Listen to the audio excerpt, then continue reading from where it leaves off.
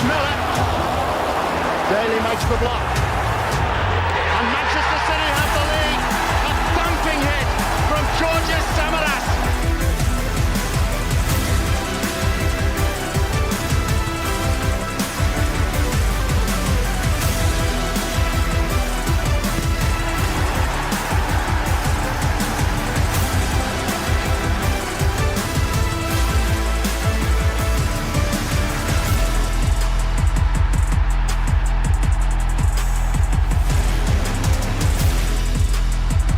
Takes this corner for City.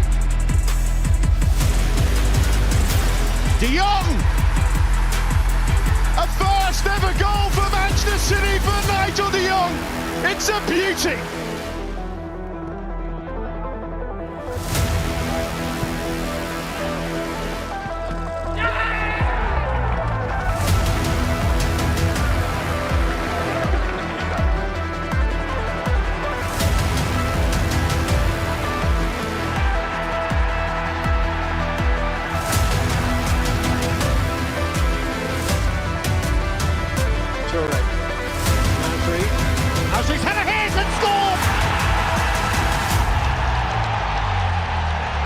It was coming, and it is coming back.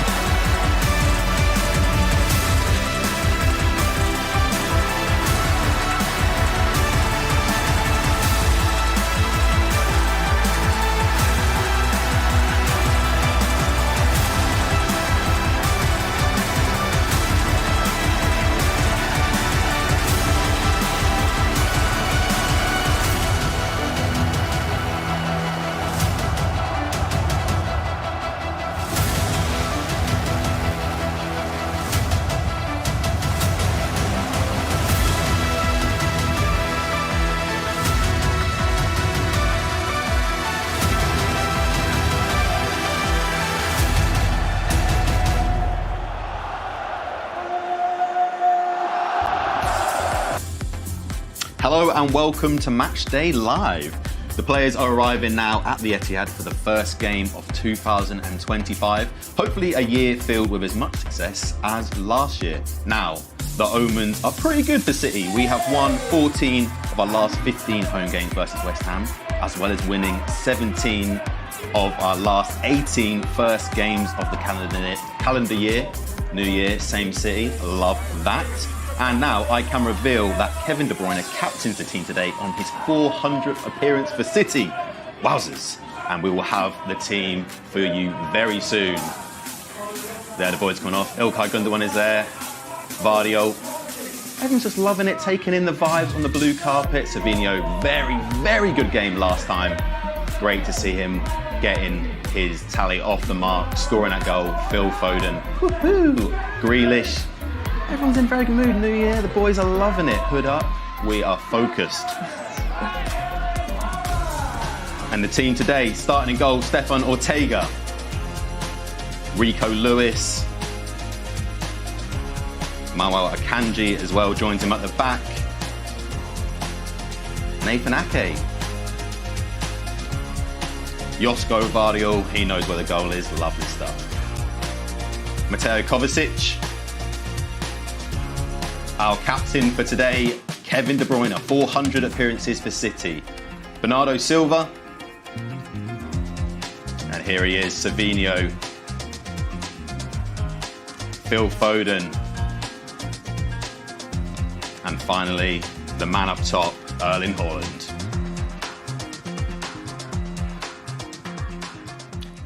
Hello and welcome. I'm Loftus, and today we are joined by a stellar cast. We have West Ham legend Marlon Harewood. We have two City legends in Jill Scott and Joleon Lescott. Guys, Happy New Year. How are we? Happy New Year. Yeah, very good. Good, very good. good. Can't believe it's 2025. Time is flying, right? Yeah. Yeah, it is mad, it is mad. What did you guys get up to over New Year's? Well, mine was more of a chilled one with the family, as you do. We was just obviously talking about it, eating a lot of food, comatized. No, it's just been really nice, to be fair, being with the family. Obviously, as a player, you didn't really get this moment, so I'm making up for lost time being with the family. But no, it's been really nice. Jill, what about yourself? No, mine was quite chilled as well. Just went for a meal in town. I think I was home by 7 o'clock and then I fell asleep. I did have a couple of glasses of red wine again. Just New Year's, Jill? Well, yeah, just New Year's. Just New Year. Or just a random Tuesday? Yeah. Yeah, sleep by like 9 o'clock. But yeah, but you had more of a mad one, didn't you? Yeah, I was. I went over to Dubai with the family and that, and spent it there. I've done that a few times since retiring. As Marlon said, yeah, you don't get time to enjoy it and take it in this part of the year when you're playing. So now I do try and make the most of it. Yeah. A little bit of winter sun. Can't go wrong there. Yeah. Everyone know each other. I'm gonna bring up the obvious. You guys know each other, right? Yes. Yes. Charity game. Yes. I knew you were going to bring it up. It's easy, right? We literally just got that outside and I knew I had to bring it up. It's good banter. I actually really liked it. It's old school, and obviously Jill was in a situation where she's with a lot of guys. That's old school banter, and she said something that didn't realise it will stitch her up. Rolling the years back, though, still viral. playing. Sorry? Rolling the years back, still playing. Yes. It was a good charity game, actually. It was the good. only thing with them sometimes is at the end they put all the players onto the pitch, so it's like 16 v 16. Everyone, yeah, it just gets a bit carnage. I can't get out of the mindset of like, right, I need someone to hold midfield There's with loads us. of We people. need some security. So I think I ended up walking off with about 5 minutes to go. I was going to say, me being a stickler for rules, I'd be like, I'm going to have to... Yeah. Sorry, guys, this isn't how we play. It doesn't go like that, because then it get really competitive. So, like, obviously at the end, we wanted to win the game, and I scored the goal to... Had to get that in. That's why she said what she said. Yeah. But obviously now she would learn the terminology, what she would use and not to say. So. He tackled me really hard. I will absolutely say that. Right, let's talk the City lineup. Unchanged from Leicester. Joleon, last time out, was you impressed? Yeah, definitely. Team's squad probably low on confidence, but going into that game, they got an early-ish goal, and then obviously that calms your nerves a little bit, and went on to win the game pretty comfortable. So again, I'm still slightly surprised that it's unchanged, but it makes a bit more sense, and Pep is trying to look for a bit more fluidity and calmness. Yeah, I think it's just kind of so important that we did get that win. I kind of looked at these 3 fixtures, Everton, Leicester, West Ham, and I thought it could be a potential 9 points. Obviously, we've got the draw against Everton, but I think it's just so important. And then now they can kind of try and get a bit of momentum today. So I'm excited for today, to be honest. Yeah. Savinho in the team, obviously he got his first goal. Yeah. And he'd been playing well, but hadn't quite got it. Do you think that starts playing on a player's mind as a striker, as a forward player? If you're playing well but not scoring, do you start beating yourself up a bit? Yeah, you do. But obviously at the same time, you still got a job to do when you're playing week in, week out. 'Cause it happened to me at West Ham. I went probably about 8-9 games without scoring. My first time being in the Premier League. But then when I scored my first goal, led on to a hat-trick, then I led on to being top goal scorer for West Ham. So them goals are definitely important, but at the same time, I don't think he's going to stop doing what he's doing, because he's been fantastic this year. There's just the last couple, I think it's 7 or 8 games where the whole team's lack of confidence has not been good. So little incidents will shine through, but I think he's a top-class player, and the more he keeps doing it, that will come. Just the way it just melt off your shoulders, you see it as soon as that ball crosses the line, you're like... Yeah, it is a relief. It is a relief. But then it's a weird sensation, because once you've scored that goal, then you seem to get in positions where you just know you're going to score. And it's a weird concept. Yeah. Being on the winger in this City team, he does a lot. He gets up and down. I mean, I look at him and think like Mahrez, right? Like he's like almost a carbon copy, but he's doing all the bits. He's getting it, but like not getting that goal starts to play in your mind. And when the teams are performing, do these forward players sort of start to take a bit heavier burden? Maybe, yeah. I think there's probably a bit more pressure on them to, especially the standard they've set over the last 9 years. They're averaging 3 goals a game. So their goal involvement is high, but we have to respect that and understand he's still very young.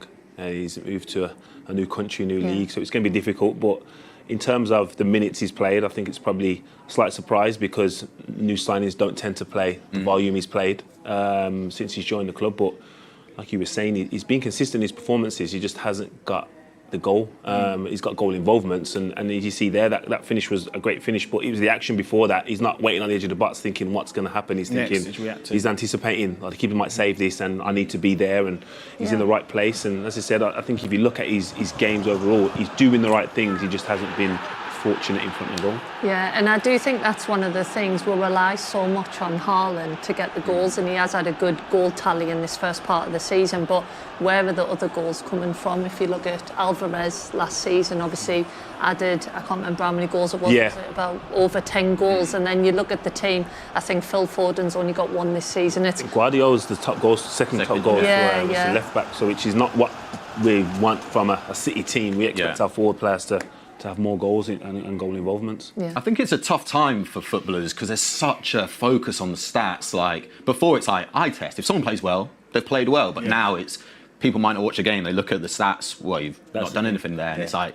that's tough to play under, right? There's so many players, It's a normal thing, though, really. That's been happening for years. So, like, some people... Yeah, but you knew you could play well and not score. And it be recognised. I don't think it's recognised as much now because... and even talking about my kids, they don't watch the whole game. They watch the moments in the game, and if you aren't in them moments, then they think you had a bad game. Do you know what I mean? So again, there's a lot less awareness of the game perspective because it's all about short viral clips, and it's maybe 2 or 3 seconds, and then if you're not in them clips, then no one sees it. You don't play you watch it on YouTube, and it's a 2-minute highlights, and some players, if they don't might score a goal, and then you're quiet. It's like, oh, he scored, brilliant game. It's like, oh no, like, I did a bit more than that. Like, you're not getting the best. Let's talk Erling Haaland backing the goals. How much of a boost will that be for his confidence as well? Yeah, I think it'll be massive. Obviously, as we said before, kind of with momentum, it can go one way or the other. And as soon as them records start to live, that you haven't scored for a few games, it must be on your mind. I remember having forwards when I played at City, and they used to beat themselves up, and then they used to over-practice almost. And I think, obviously, I wasn't a forward, but I think when you're relaxed and you're confident, that's when you score your most goals. So this will be a massive goal for him, and I won't be surprised if he goes out there today and probably gets a hat-trick. I hope not, but I totally agree with Jill.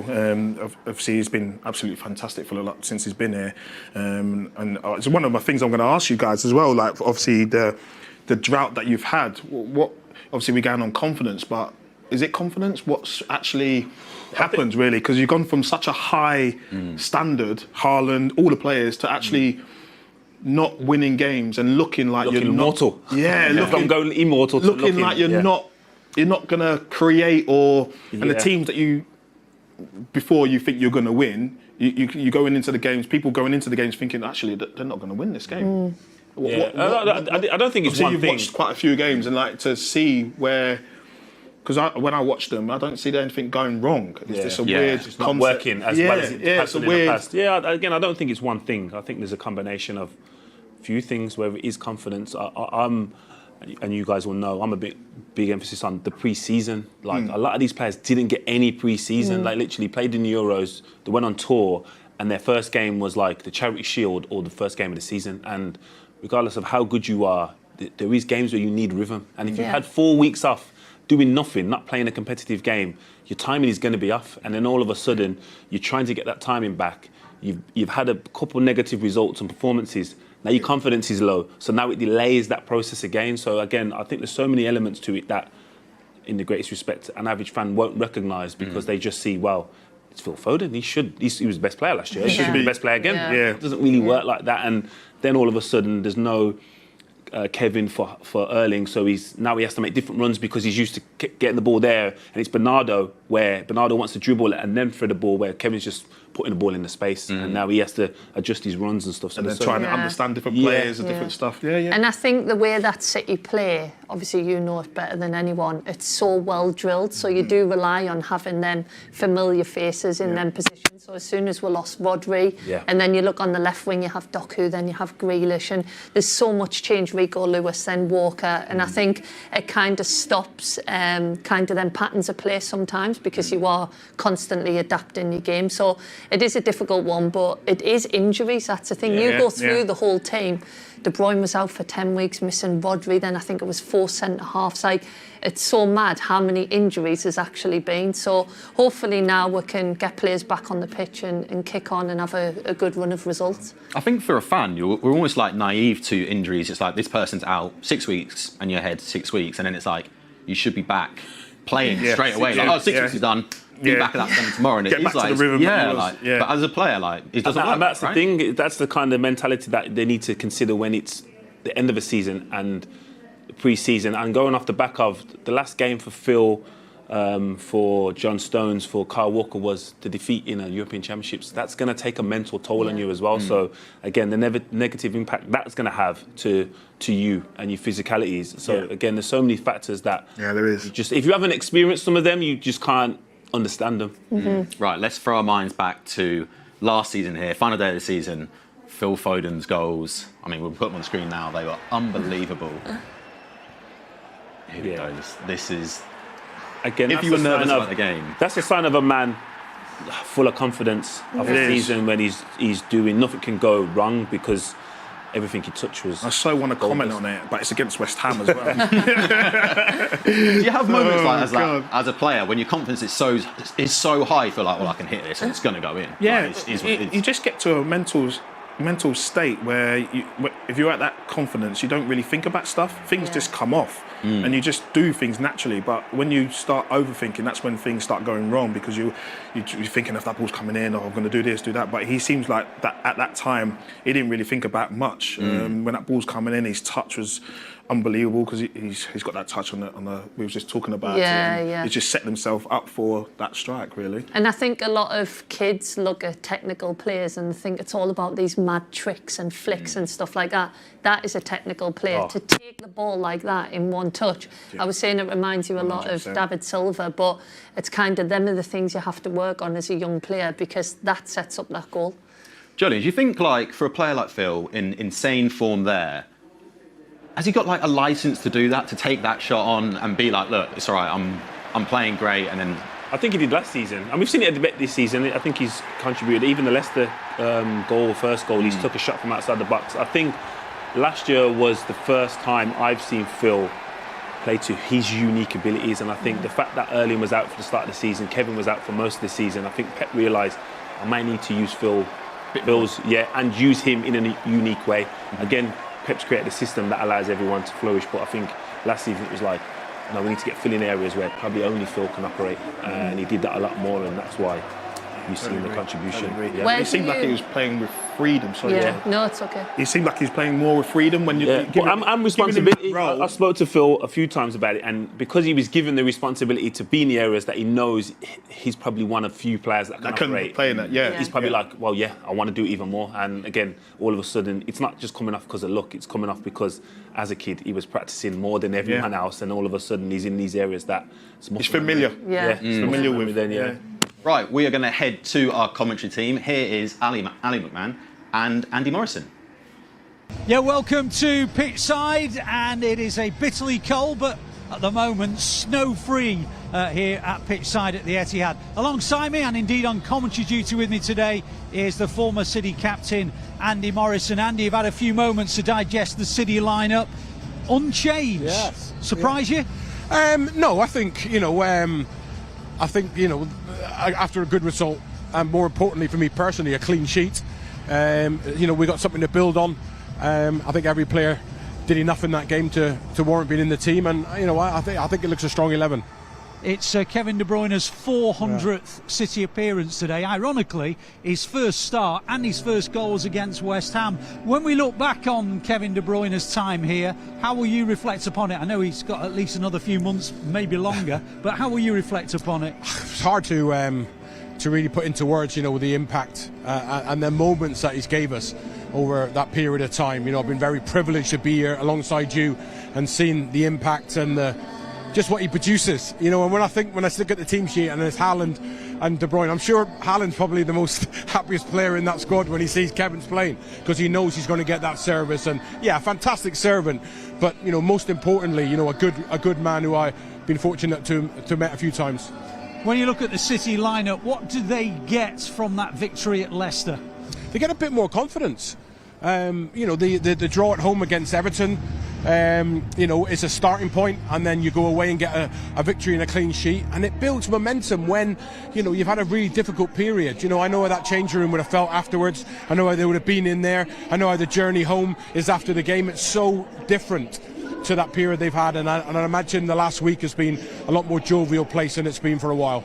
OK, well, what we haven't given you so far is the West Ham lineup, which I'll give to you now. They've got Alphonse Areola in goal, then it's Vladimir Soufal, Crescencio Somerville, Paquetá, Nicolas Fulkrug, Mohamed Kudus, Edson Alvarez, Jean-Claire Todibo, Maximilian Kilman, Thomas Souček and Aaron Wan-Bissaka. Now, of course, it's not a surprise, but the big absentee is Jarrod Bowen today. I know that you don't pay much attention when you're a player for City about what isn't coming at you, but the fact there isn't Bowen in the team, that's got to be a big thing. I think so. Yes, Ali. You know, and Antonio's physicality missing, who's always managed to ruffle us up a little bit and bring people into play. But Jarrod Bowen is a player who carries the ball really well through the thirds and allows you to get up the pitch. He's very good at looking after it, protecting the ball. You know, when he breaks 20, 30, 40 yards with it, and he'll score a goal as well. A threat in behind. So, you know, it's a big loss for West Ham, but there's still quality in there. You know, Souček, I think, is one of the best midfielders, old type of arriving in the box, you know, between centre-halves. So we're going to have to be really wary of that. I've been impressed with him over the years, his physicality, you know, in both boxes. So, yeah, there's still a threat there, but it's a big loss losing them too. When you look at West Ham and the lineup they've got today, where else do you see concerns for City today? Well, I think I like Somerville. You know, Kudus, I think are dangerous players in one-on-one situations. They look to exploit space in behind. Souček arriving in the box. Kilman is 6'3", 6'4", so there's going to be a real threat on set plays, which we're going to have to manage well. You know, and all round, when we think that the two quality of the two players that are missing that we just mentioned, and then we look at the team, it's still an established Premier League team that, you know, will want to come here and get something after obviously the last fixture. I know we're comparing what was a really ordinary run to the last couple of weeks, where a draw against Everton and a clean sheet and a win against Leicester. Have you started to see City gathering a little bit of momentum in those last two games? I think so, yeah. I mean, listen, you know football, and it can go either way in certain games, and you know there were times where against Everton, especially late on, where we were a touch exposed, but getting that point, that feel-good factor that comes from that, and then obviously the clean sheet. There's a couple of great opportunities for Leicester, but there was more than enough from City, and also key players back, you know, and I'm looking at that today, and it's not just that starting 11, Ali. When we look at the bench and we look at 5, 6, 7 established players, and obviously the impact that McAtee had coming on, I don't put him into that group quite yet of them 6 established players. That's, you know, really warming to see that, because we haven't had that, you know, in the last couple of months. OK, well, thanks for a moment. Myself and Andy will be bringing you commentary, of course. Make sure you download the app for that. Andy will be back again in around about 2:30, 20 to 3, with a little bit more ahead of the game. So we'll go back to the studio now, but we'll be back with you a bit later on. Thank you very much, chaps. Right, Marlon, I've got to start with the absence of Jarrod Bowen. Yeah, tough, right? Very tough, especially coming to this place when he's been an absolute talisman this year. He's been one of them people we turn to, and obviously if we go a goal down and we need a goal to try and salvage something, and he's been that man. He's going to be a big loss today, but the squad, we've got an amazing squad this year, so hopefully some of the lads that are going to fill in his spot can replicate how he's been playing this year. I've got his goal involvement. He's been involved in 16 away Premier League goals since the start of last season. 10 goals, 6 assists, double that of any other West Ham player. Yeah, he has been phenomenal this year. He's literally taken on the mantelpiece of captaincy. He's been one of them people, you know, you look for your captain, and he has been that person. And he's scored some vital goals for us. And he's just going strength to strength. And the injuries come at a bad time, obviously, for West Ham, when they've been trying to pull out some results. And today's going to be one of them games that a few of the players obviously need to stand up. Yeah, I am a big fan of Jared Bourne. He's not like a massive, loud character when you speak to him, but I think he leads by example on the pitch, and I think he's really took his game to the next level, being captain, and just kind of his work rate and his leadership. Like, you play with different captains, don't you? But I think he really sets a standard of how you have to be a West Ham player. And for me, as a Man City fan today, I am pleased that he's missing. But as an England fan, we hope he gets back soon. I think he's one of the players you watch, and every single year he seems to improve, and it's like, I don't know where his ceiling is. But improve by just doing the same things. He's not like going on scoring unrealistic goals. He's one of the most efficient players forwards. He doesn't waste chances. You never see him going through and thinking, oh, he's not going to score. If he's shooting, he knows or believes he's going to score. And as I said, he's so efficient, because when you're playing against Man City, you're not going to get a bundle of, well, previously you weren't going to get a bundle of chances. So you need players like that. And as I said, he's going to be a massive miss for West Ham today. Marlon, who do you think can step up in his absence? Looking at the squad and how he's been playing, I think Somerville can fill his. But it just depends where he plays, really, because we've got quite a few players that can play in different various positions. I'm not sure who's going to play. Obviously, we play with this 4-3-3 and the lone striker, so I'm not sure Joleon has taken that lone striker on very well, so I'm not sure who's going to fill that spot. I think Somerville will come to the left side to take on, and then put Kudus probably might go through the middle. But yeah, I think Somerville will be the player that I'll be looking at today to try and create as much as we can and try and get a goal. A little bit of a bad one for you. Goals have been a problem. 79 goals conceded for West Ham, more than any other Premier League side in 2024, and then obviously finished the year with a 5-0 loss. Wow. The defence on paper is strong. Very strong. And when you...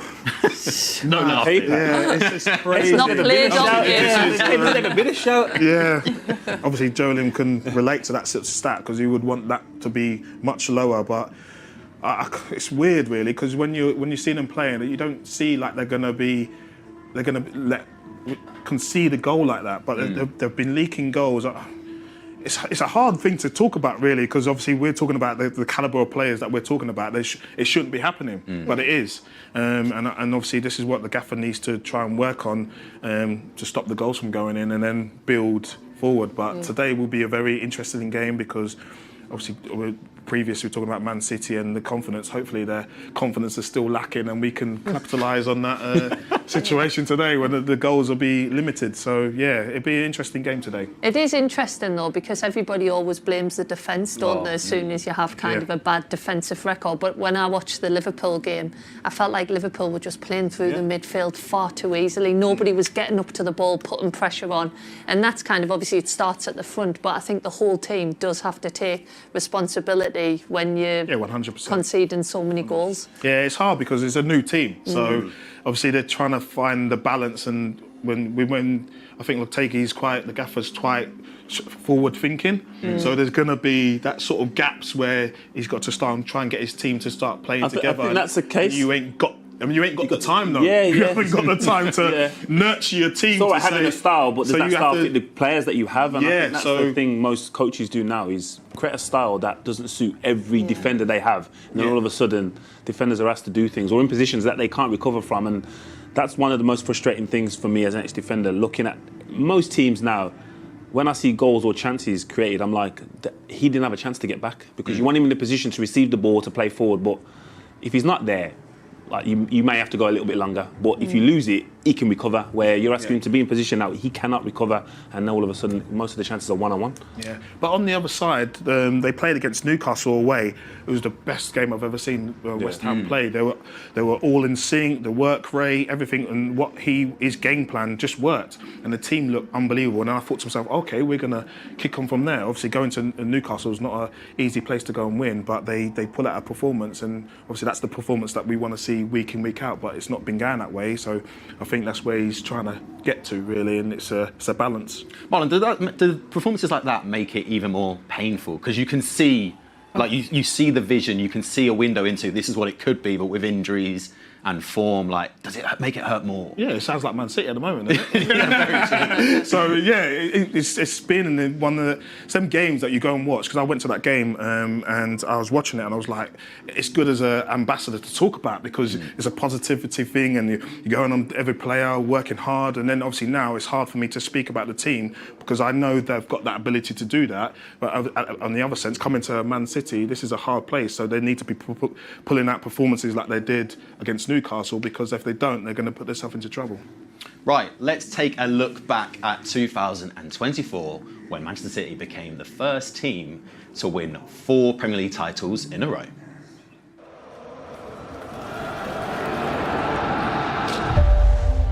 So the Blues begin the defence of the FA Cup. They won as the second part of that historic treble last June. And Foden with the shot.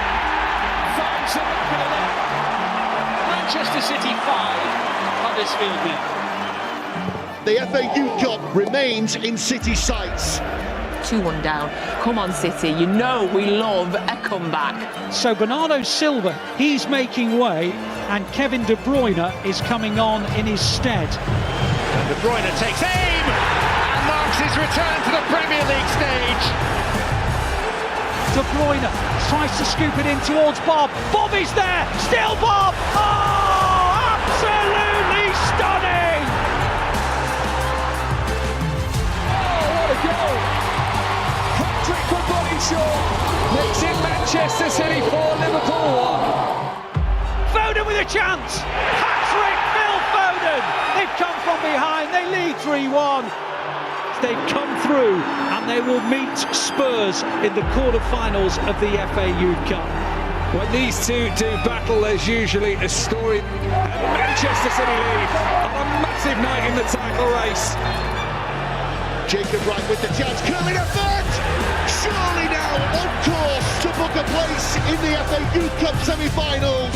Plays it to Haaland. Haaland! 5 for Haaland. The kid's a machine, isn't he?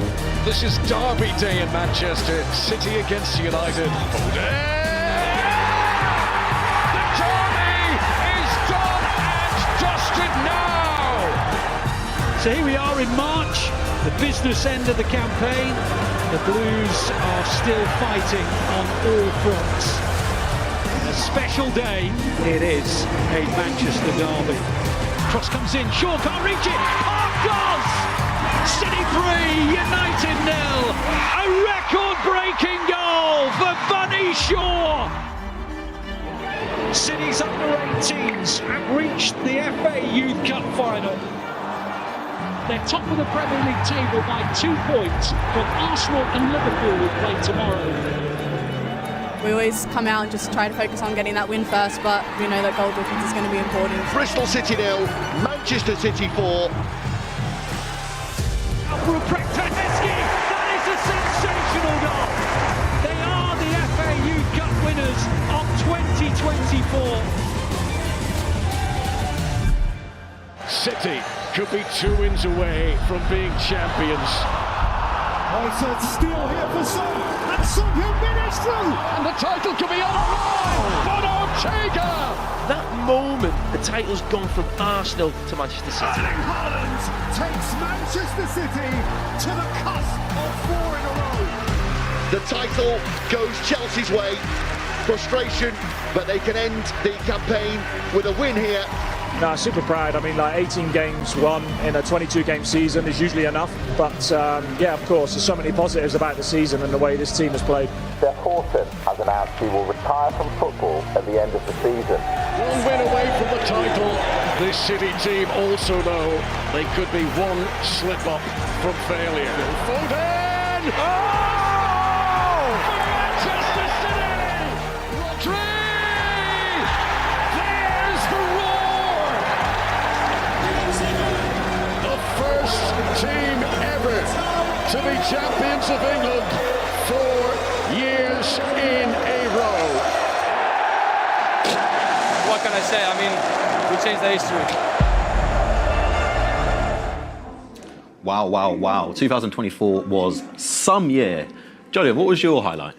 Oh, yeah, it had to be the 4th title. I was speaking one of the fans events early in that season, and I said I want them to win the Champions League back-to-back or do the 4 in a row. I just want this group of players, this manager, to have their stamp on history, and they've done that now. They will never be forgotten for whatever happens from now on.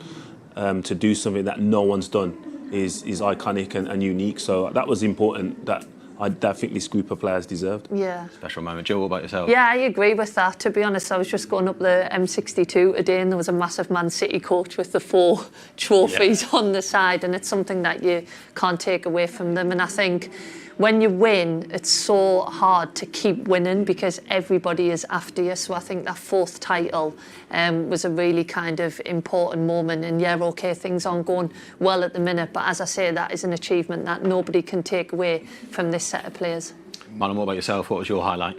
Of Man City? Or... you can do City if there was a particular bit or anything. No, I think obviously what Jill just said, just echoing what I said, is like obviously winning the league and then to do it 2, 3, 4 times, that is an achievement in itself, really, because every year everyone wants to try and beat them and better the situation, and to go on to do that is phenomenal, to be fair.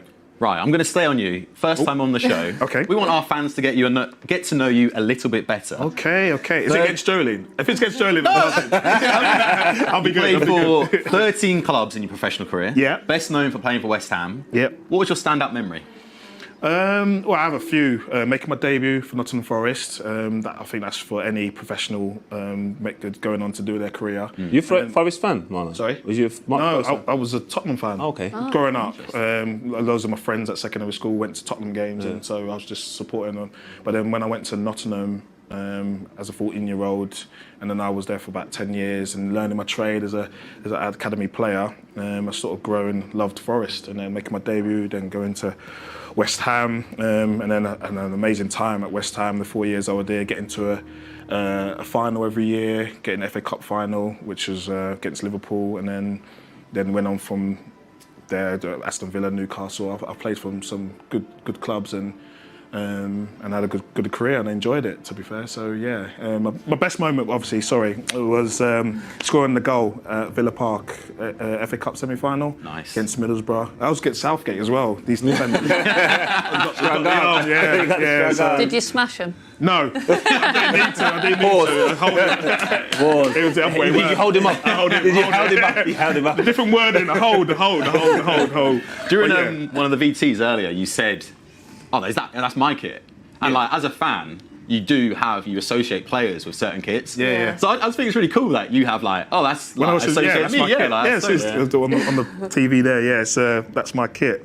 Where I've you and Bobby Zamora up front then times. Yeah. It's good, really good times. That cause problems now. That will cause some problems. I would love to. But back in the day, strikers was the thing, because we had Carlos Tevez, Colton Cole, Bobby Zamora, Dean Ashton, Yossi Benayoun. That was our banter in the dressing room, and that's how I saw. That was your 6 strikers, 6 forwards. Wow. That's nuts. And to be fair, Pard stuck with me. One thing I do love him, and I was the one that everyone else played with. They was your partner. So I was buzzing at the time. Here's one I like. Love a promotion to the Premier League. Did it with West Ham, Wolves and Newcastle. Wolves, yeah. Talk to me through that, because everyone says, like, oh, it's a big game, it's an unbelievable feeling. To do it 3 times, is it just as sweet every time? Yeah, I was probably just fortunate. The managers that liked me at the time, I was at Aston Villa, weren't playing much. Villa had Gabriel Bongaho and John Carew. They were the main 2, and then we had Emil Heskey that joined us. So Emil, then I thought, you know what, I'm going to have to go on loan just because I want to play. I don't want to just be sat on the bench. And then went to Wolves the first time with Mick McCarthy, which was amazing. They had a great team. Then we got promoted. Then I went back to Villa. Then I went to Newcastle with Chris Houghton. Chris Houghton, Newcastle got come down, and they had an amazing team. I was up front with Andy Carroll, Kevin Nolan, Peter Lovenkrands, and got promoted with them. So it was just. And but the thing is, I quite. It's quite funny because when we have a bit of banter about. In the dressing room, how many teams you played for, but obviously now I've got a couple of companies. Had a car company that I've had for like 20 odd years. It's benefit me because I've got so many relationships. People all over I didn't even know. So it's complimented me very well, being playing for a lot of clubs and knowing a lot of people and teams and stuff. So yeah. I'm looking for a new car actually. Whenever you're ready, Jill. Any deals? What you're basically telling is everyone else is playing checkers, you're playing forward. Yes, and didn't know it at the time. Right, you played against against Joleon 14 times in your career. Oh, did I? That's a lot of times. How many goals were there? See, when he stays in like- Newcastle kit, I don't think of him as Newcastle. I mean West Ham. I think of him as Forest. Like our battles at Forest, were like tough because Wolves and Forest at the time, Championship, were both trying to compete for. Yeah, we had some good battles. Yeah, some good battles. Then. But like I said, like, I heard about Joleon. It's weird that you hear about players in the grapevine. Obviously, there's no social media then either, and you just hear about them. Yeah, you just hear like they're all talking about they bet this player, how good he is, and you play in the centre half. You want to be up against him, and that was me. Like, I'm looking forward to playing against this player, and you hear against him. Now, obviously, get to play against him quite a few times. Well, we've got one of your meetings. Oh Jesus! Does this ring any bells? Blackpool versus Man City, Joleon? Oh Jesus! Forgot about that. Oh, did I beat him to the ball? Yeah. That's a good header, to be fair. Yeah, man, it's a great cross. We was losing. we 2-2. David's first goal that.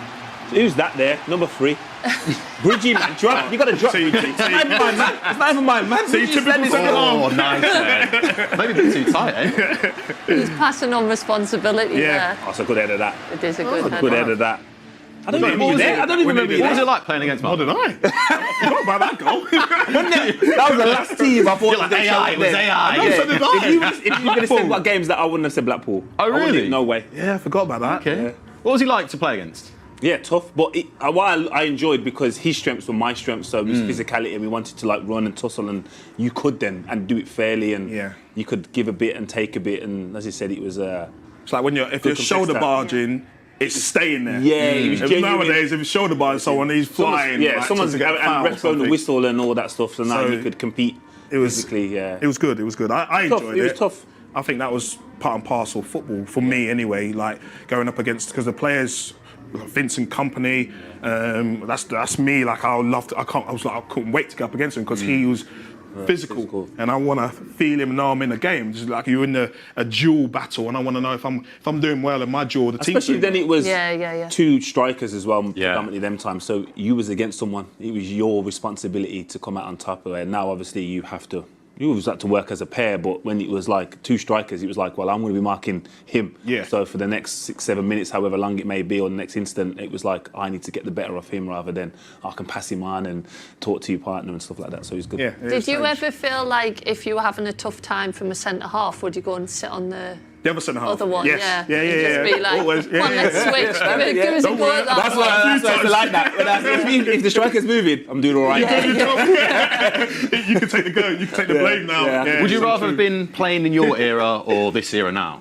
I would rather mine, 100%. This era is not as too technical. It's just so much involved, especially VAR as well as a striker. I would hate that because some of my goals have been anonymous, obviously on the last shoulder of the defender, and you go and score. Can you imagine? And I used to love celebrating because the feeling of scoring a goal was unbelievable. So think back, waiting 5-6 minutes to find out if you scored or not, that would ruin me. Yeah, that would kill me. And then have to bring it back after you've just probably scored one of the best goals you've ever scored in your life, and then you have to bring it back. Yeah, so it's killed me. So that aspect of it, I wouldn't like, and I like the physicality of being in a duel with someone, because then you know you're doing your job and you're up against that centre half, and if you're dominating the game and bringing the ball, bringing players in, then you're doing your job.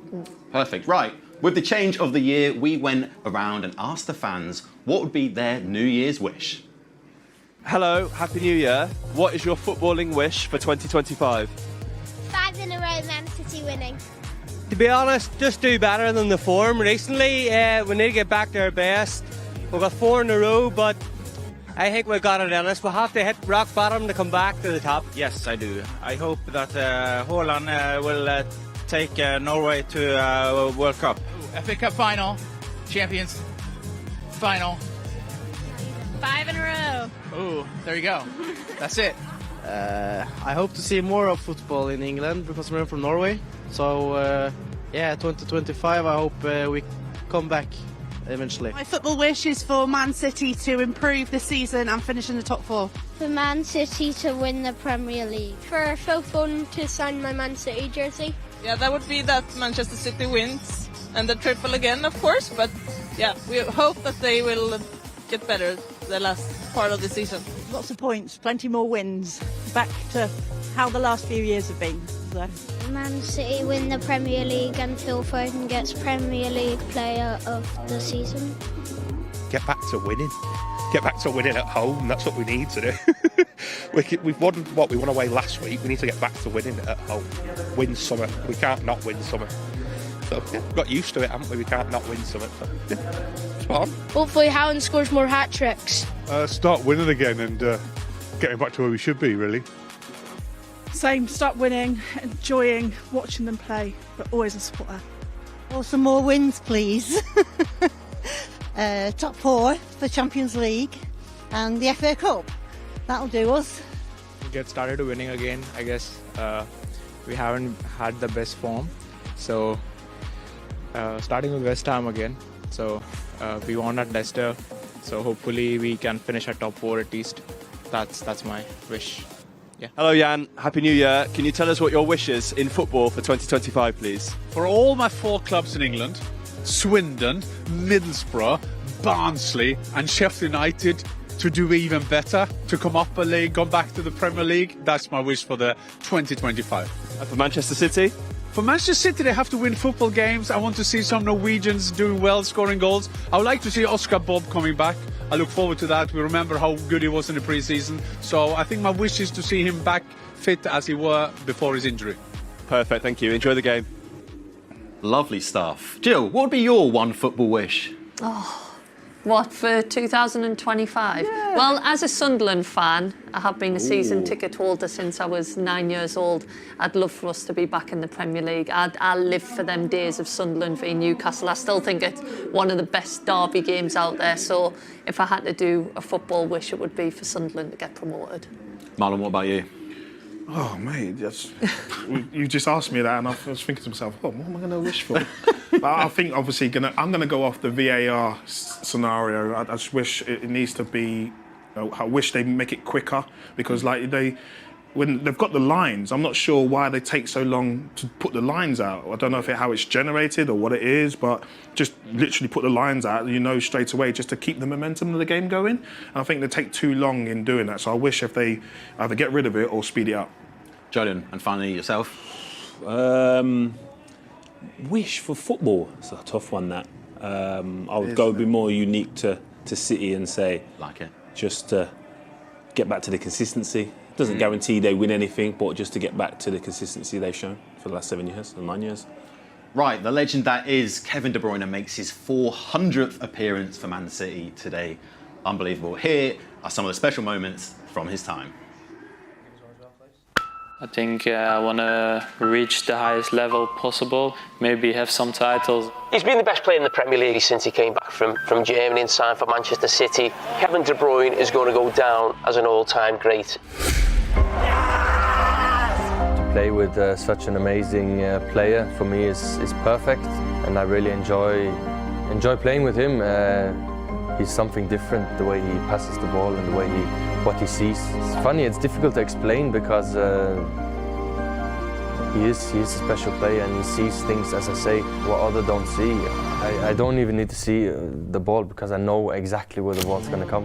When I came into City, I hoped to stay here for a long time, but I never expected me to be here for 10 years. Obviously, you came here to win things. Could you ever have dreamt that you would have won everything? No, you hope for it, but I don't know how you can hope like the last 7 years win 6 titles. What a player. Runs, fight, assist, score goals. He's Mr. Kevin De Bruyne. So, what can I say? So 8 years, have done everything for this club. He's absolutely legend. Will be remembered forever, one of the greatest players of all time of this club. 7 years to fighting with it. If KDB is on that pitch, he can take that game away from the team in under 5 minutes.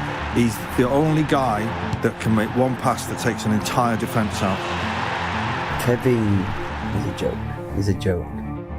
The one ball that summed it up for me was the one that he played against Stoke where he beat him, I think, like 7-2, and it was for Leroy. Just try and create as much as possible and just get my I would say, my teammates in a position that they can excel in. But I always say that assist is just the way that I am. I like scoring goals, but I would say just try to create as much as possible. And it's been part of my game more than I would say scoring goals, but I like to chip in if possible. Kevin De Bruyne! De Bruyne's diving header, and City have scored. Towards with Kevin De Bruyne, who sets up a shot and scores. 2-0 to City. De Bruyne. Oh, belter! Absolute belter from Kevin De Bruyne. There is no stopping that. It's my home. We've been really happy here, and to be honest, a lot of great memories, a lot of trophy winnings, big games. So I'm proud. 400 appearances, Kevin De Bruyne. Wow. Unbelievable player. I mean, we could just wheel off words for him all day, but he is sensational. Well, let's talk about his impact at City. Joleon.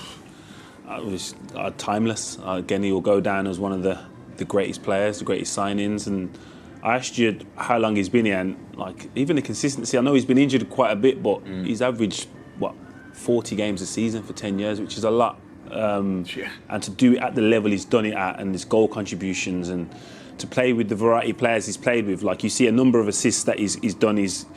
The short ones, long ones, and his ability to recognise the strength of his teammate and put the ball exactly where it needs to be, in the area it exactly needs to be in.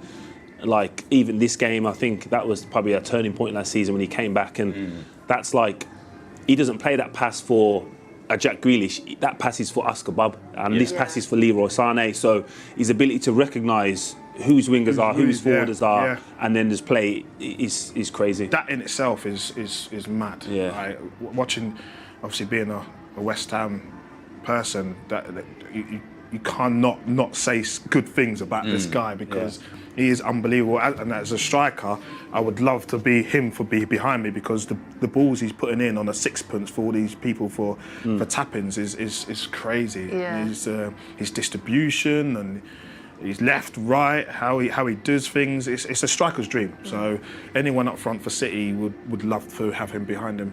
Usually I feel like when you're in midfield, you see a run and then you play the ball. Yeah. But I think with him, he puts the ball where they should be. It's almost like 100%. He's playing the game. He's telling for you where to go. Everybody else. Yeah. Sometimes I watch him and I'm like, it's like watching somebody on FIFA. Yeah. He's like one step ahead of the opposition all the time. And we were saying before, the power when he hits that ball, especially inside of his foot, I just think he's incredible, and one of the best midfielders to play in the Premier League.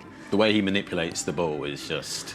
It's mind-blowing. You watch it, you wind it, and you're like, how did that, what in physics is going on? As I said, it's unique to footballers. It's like fans watching it are thinking he's amazing, but there's actually footballers that are thinking that's a technique that not every professional... Not just the technique, is the brain as well. What Jill just said, obviously touching on that, he's telling you where to go. Like, you that's your run. Now you need to do it, because I'm putting that ball there, and he's almost thinking-minded. He's always kick-starting another player. If a player's on the run, and he's putting the ball there, and it's like he has to. You're in the second gear to try and get there. His mindset is so forward-thinking. It's crazy. I feel like there's moments where he plays a pass and the striker gets onto it, or the goal scorer gets onto it, and they're smiling. They're like, I can't believe you did that. It's like I've got the goal and everyone's celebrating, but it's like looking for Kevin, and it's like, I cannot believe you. There'll be countless times where his assist will be better than the goal, and there's not many players that have a catalogue of that. The most important part to anything is to finish. But there'll be so many times where his assist is. People's looking at crazy and goal. Before the even goal's gone in, you're like, please score, so we can recognise that ball. It's crazy. They must see that in training all the time, though. I remember playing with Kira Walsh at Manchester City, and watching her in training. Sometimes training would stop and would just clap, watch it. So they must see that every single day. If he's doing it here every single week, and Jill, that training, you have the ability to try another level of technique, another level of pass. You try things. So if he's doing this in games, I dread to think what's going on in training. I dread to think what he's attempting. So, he's crazy. Marlon, having a player like that in training, That must make it so fun as a striker. Like, you'd be able to do anything. Wouldn't you? You'd be like, oh, yeah. I'm going to peel off over here. Fine. As West, on my time, we sort of had one. Yossi Benayoun. Yossi was that sort of person where your thought process, you need to be ahead of him because he's putting balls in areas where you need to be onto that. So I sort of had that sort of calibre player. Obviously, not saying Yossi's not, but obviously this guy's on a different level. He's obviously for his club and country. He's been doing it for so many years, and talking about it now, he's been there for 10 years. That's something in itself, really. Yeah. Obviously, playing for Pep and the standard that he has to be playing for that long is unbelievable. Yeah. Joleon, you said it before. Like, he's not been without injuries, but we saw it last season against Newcastle. He came straight back, and he was fully fit. Yeah, switched it back on. You were like, oh. Have you been injured? Like, I remember speaking to him after that game, and he said he needed that break. He said mentally he enjoyed the time off and not having to think about getting ready and training. And I think that was his first game back after the Champions League final, maybe. So again, he had a long period of time, and like he said, as great as the occasion was for everyone involved in City, that would have hurt him to have to go off in such a big game. But yeah, sometimes the mental rest is equally as important as the physical, and he'd worked on his body to get it to the level. And then from every professional, if you've had a long period of time off, you're still a kid. You still want to play. So the excitement of getting back on the pitch and touching a football and then hearing the crowd and all the things that drawn you to the game would still excite you, and you could see that in that performance. I think the medical team probably had a hard trouble keeping him behind. Yeah. Which is it's good to hear, really, because obviously when he did come on, the standard that it's like he's never left. It's unbelievable. Joleon, you hinted at it then. One of Man City's greats, a Premier League great as well, right? Oh, definitely. I think if there's any conversation, whether it's player, midfielder, I think he's, again, we don't like to just talk about stats, but his stats will back that up. I think he's, this is going to sound crazy, he's probably a bigger Premier League great than he is Man City great. I still believe Sergio Aguero will go down as the greatest signing this club will ever make. But in terms of Premier League greats, probably Kevin's probably further along that line. So, yeah, in regards to his contribution, no one can question it. No one can question his dedication to wanting Man City to do well. So, yeah, he deserves. Do you think he'll be in that category, you know, that old school category of the Lampard, Gerrard? I think he is. Yeah, I think he is. Yeah. I think the only difference and downside to him is that he hasn't played against them players. Like, they played against each other, so you could test it against each other. And but would you put him in that category of 100% the conversation? He's in there. 100%. He definitely would have been able to compete against them guys. But as I said, that's the only thing. And again, that's like biased to our generation. I'll probably say it's hard to say any player today is the best, because for me, this isn't the greatest era of players. I think there's a greater era of players, not a great era of football. I think if you look at the names you just mentioned, they all competed against each other. Where Kevin's like light years ahead of everyone. He's on his own. It's kind of like Van Dijk.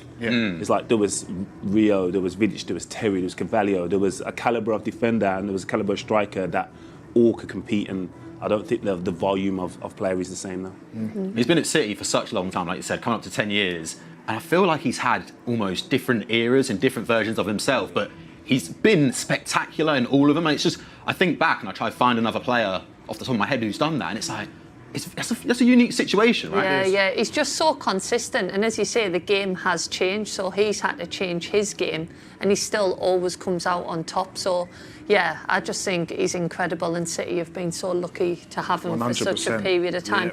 The only thing I worry about is he came back to the Newcastle game and he'd had an injury, he was out, and then he was fixed. I feel like this injury he's got now is a little bit of management, so you don't know if he's going to be all right for a couple of games, then it kind of might be a bit of a loading issue. So this is going to be something that I think he's going to have to live with for the rest of his career, and obviously I'm sure the medical staff here aren't too bad and can do that, but I don't think it's an injury that is completely fixed, and that's the only thing that I do worry about.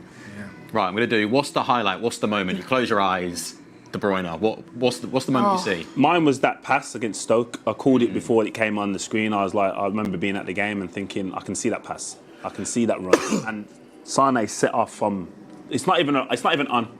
And he set off, and then Kevin's put the ball literally, and he's not had to break stride. And yeah, that is not again, players of average ability can see them things, but only top world-class players can execute it. Yeah. I can't think of a single Obviously, moment, to be honest. watching the screen here, I think there was one last year that he passed to Haaland when he went through. I think that West Ham? Was it West Ham? Who does his first goal? Yeah. Was it? Yeah. Oh, well, only him can pass that ball in that way to set him off. And to have someone like that behind you, it's phenomenal. And I think that moment was, that I could think about last year, he put a ball through it. And obviously Joleon's talking about the Stoke one, which we just seen was unbelievable. But that moment I saw when, I hope it weren't West Ham, but yeah, it was to Haaland to score. Mine probably isn't a single moment. I love watching him when he picks up them positions in the pocket and just drives with the ball and nobody can catch up with him. The power.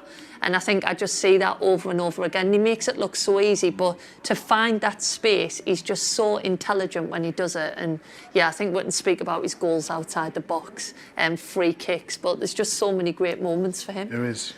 Right, to round up 2024 review, we spoke to City superfan Luke Stanley, aka MCFC lads, apologies, and for his standout moment.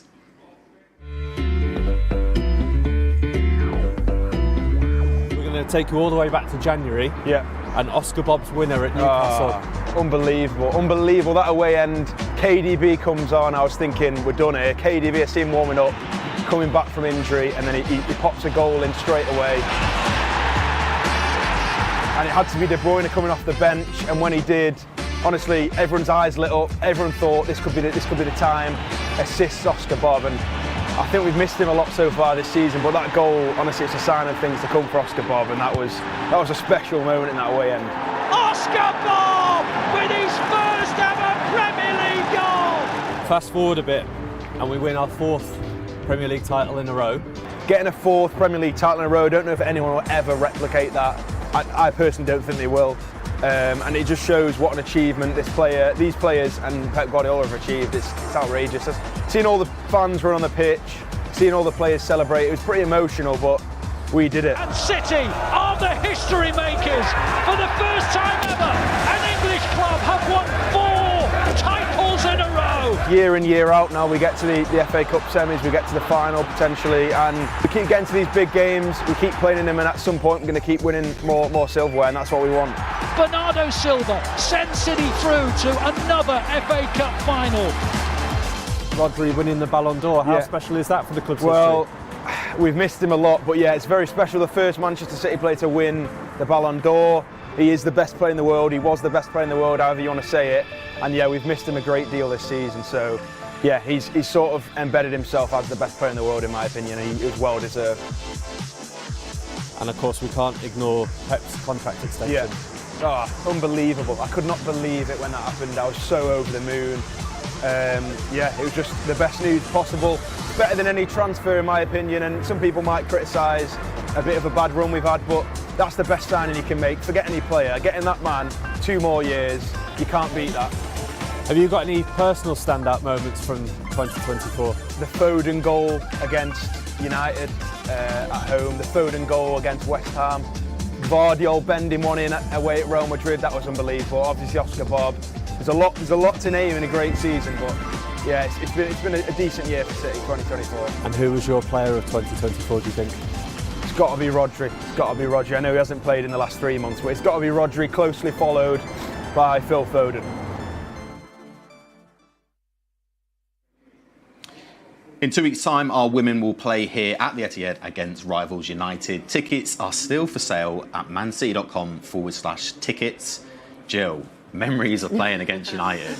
Yeah, good memories. I remember the one here, and it was 0-0 at half-time, and then Kazwia came up with that goal. She scored 2 of them, right? Yeah, no, she did. But I think it's gone back to training. She would do that in every training session. Such a fantastic player. But for her to do it in a moment like that against Man United, I remember Man United didn't have a women's team for a number of years. And then when we finally got them derby games, it was, just absolutely incredible. And to play it at the ETIHAD as well. So expecting a big crowd for that one. It was a record crowd, that one you're talking about. It was It was someday, weren't it? Yeah, no, it really was. Like, I remember the crowd, like the Man United fans just used to give us so much stick, but I loved that. I absolutely loved it. And they come into the coffee shop now and they were like, I remember when you used to shout things at me and stuff like that. But you know what? It's a good rivalry. It really is. And I know City have got a few injuries at the minute, but they've got a fantastic team, and I think it's going to be a good competitive game as always.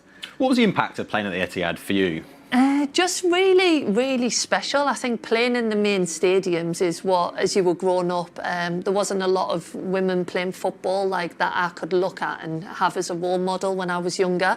So it was a lot of the guys like Frank Lampard, Steven Gerrard, David Beckham, and you used to always remember them playing in these amazing stadiums. So yeah, that really was, like, obviously stepping out onto this pitch, it's like there's no excuse not to perform. Maybe when you're on a pitch and it's bumpy and stuff like that, and you go, oh, you had a bad touch because of the pitch. Yeah. There's no excuse when you get on these carpets. It's like you can't blame your bad touch on anything. But yeah, just having the crowds, and I think when we played at the Academy Stadium, we could have up to 8,000, but we weren't hitting them numbers. But to come here and obviously nearly fill it, yeah, it's just an amazing feeling. Now, you didn't score at the Etihad against United, but you have had a goal against them. Yeah, but you know what? It's quite an embarrassing goal. I think it was. Oh, yeah. I don't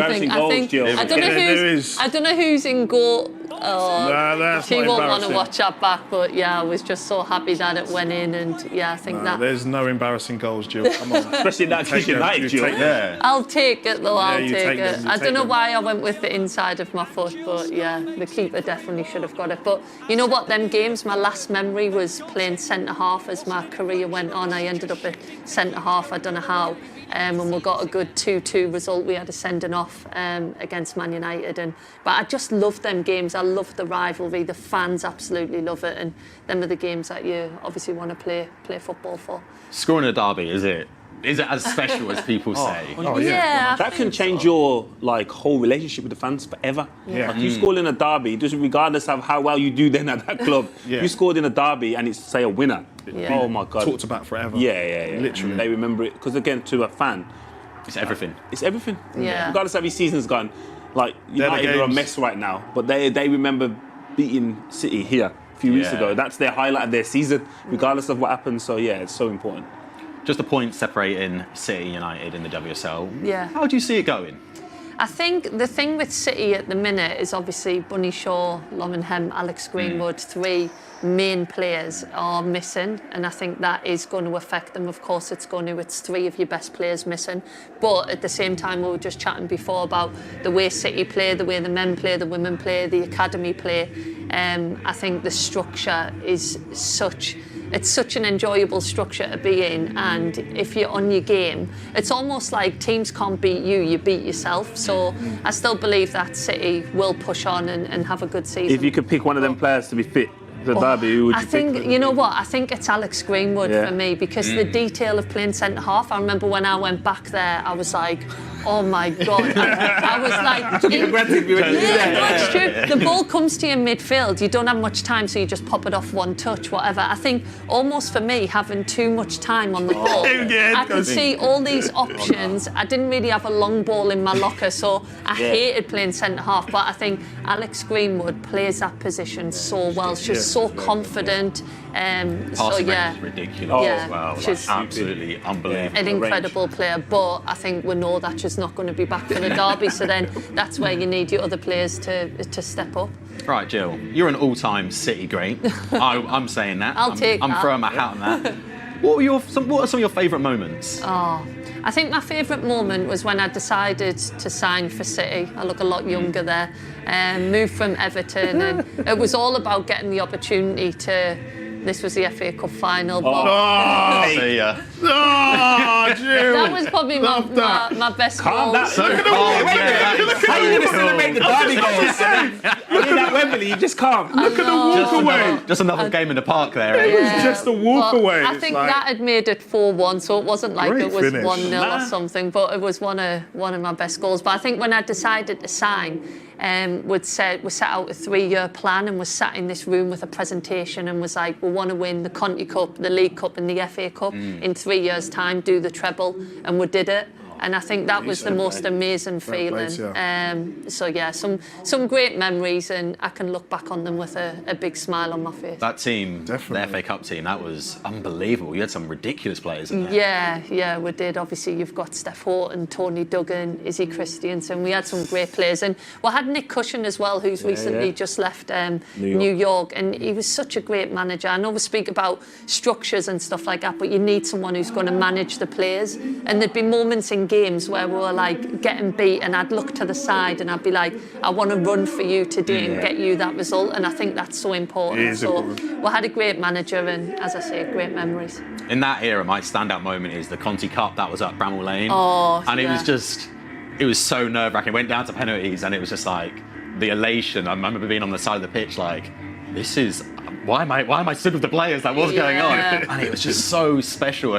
But I mean, just winning in general, that's like a slight taste of what you guys felt. Yeah, I think whatever trophy it is, obviously you want the big ones, and I suppose the League Cup, Conti Cup can be seen as a smaller one, but that was really what pushed us on in our first season. I remember that game you were talking about, I absolutely bust my ankle, and I was like, just keep us on for extra time, and I managed to run through for 30 minutes, but I was in so much pain after. But when you've got that medal, you can take the pain, can't you? So yeah, it's all about the trophies and winning. And when you're part of Manchester City men's team, women's team academy, you know how important it is to win them trophies. So I was glad we could put a few on the table. What's the one trophy you like? The league, because I played in the top league. I know it wasn't called the WSL, but from the age of 14 to 34, so 20 years, and I only ever won it once. So to kind of have that, I came second a few times, not just me, but with the teams. But to finally get my hands on that kind of league trophy, that'll definitely mean the most. Obviously, we can speak about winning the Euros with England. That was the greatest moment ever. But to get my hands on that league trophy. The WSL. Don't ask us what ours are down to that. It's unbelievable. I just didn't want to leave it out. Let's do score predictions. I didn't want to leave it out. Quality. The WSL is incredibly competitive. Yeah. Like, if you look at it now, like you look at the City teams that have missed out the last couple of years. Yeah. And it's just, it feels almost impossible. You're like, how can, you're almost perfect. Yeah, I thought City were going to get it last year, but you do have to give credit to Chelsea, how they came back. I think they got a 7-0 win, which is what they needed for the goal difference. So we was at the game, me and my daughter was at the game, and we left literally a minute before the first goal. We was going into town, and then we just thought, oh, it's over now. We'll just like, we've won the league, get in the car. She's like, it's 2-1. I was like, nah, you're lying. Yeah. I couldn't believe it. Oh, I think I'd lost signal. I think I was in the lakes or something, and I was like, oh, we've won. But that is the fine line. And yeah, you look at the competitiveness now, Arsenal, Chelsea, Man City. But you know what? It's great. I went to see Arsenal play at the Emirates recently, and the games are now in the main stadiums, getting the crowds. Yeah, so good that is. Yeah, and it's getting to where it needs to be, really. So it's a good time to be a women's football fan. Right, back to the game. Score predictions, Joleon. I'm going to say 3-1, Man City. Okay. 1 Man City. Marlon, what do you think? I thought you were going for me last. You were like dusting away, kind of busy. You see that over there, guys? I'm hoping West Ham come here and pull out a result that they deserve, because Man City have not been firing on all cylinders. So hopefully they can capitalise on some people that's confidence not up there. So I'm going to go for a cheeky 1-0. I'll take a 1-0. To West Ham? To West Ham. He said, what do you think, not what do you hope? What do you think? Do you think that's going to happen? I'm going to go for 1-0 West Ham. It was the longest score prediction ever, wasn't it? I had to build it up. Yeah. Suspense. I'm going 2-0 City. 2-0 City, 2-0 love City. that. Right, we're going to head to our commentary team. Here is Ali Mann and Addy Morrison.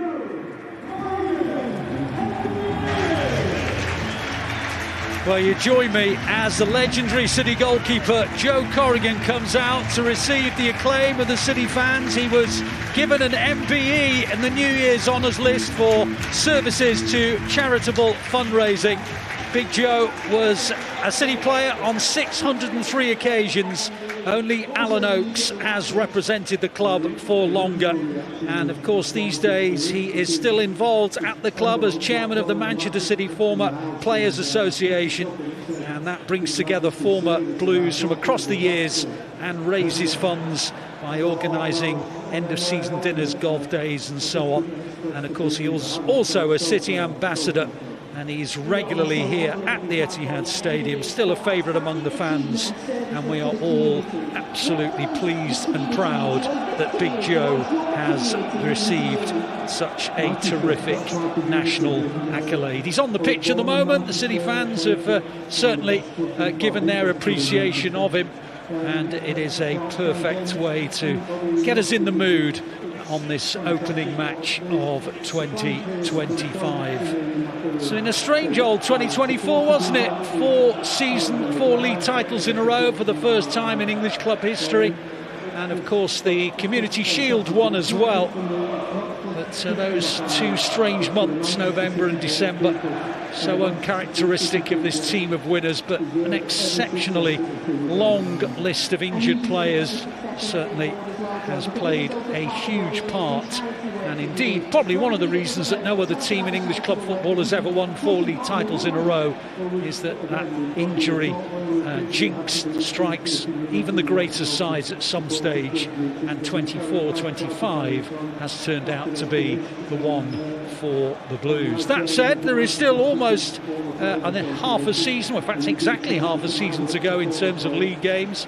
The FA Cup starts in a couple of weekends' time, indeed next Saturday here at the Etihad Stadium for the Blues, and at the end of January the Blues have 2 Champions League fixtures as well, against Paris Saint-Germain and Club Bruges, and the opportunity to try and make it to the knockout stages of that competition.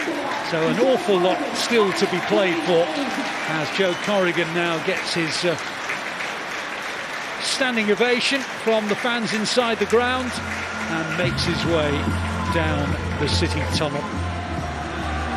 We're awaiting the arrival of the 2 sides, who are currently assembling in the tunnel. The referee today, by the way, is Michael Salisbury, who has never before refereed a Premier League game involving City, so it is a first for him. So the Blues begin 2025 in the unfamiliar position of 6th in the Premier League table. But while a 5th league title in a row does seem unlikely, there is still an awful lot to pursue and a great deal to be optimistic about. January sees the resumption of the new-look Champions League and the beginning of City's FA Cup quest, and meshed in between 4 important league games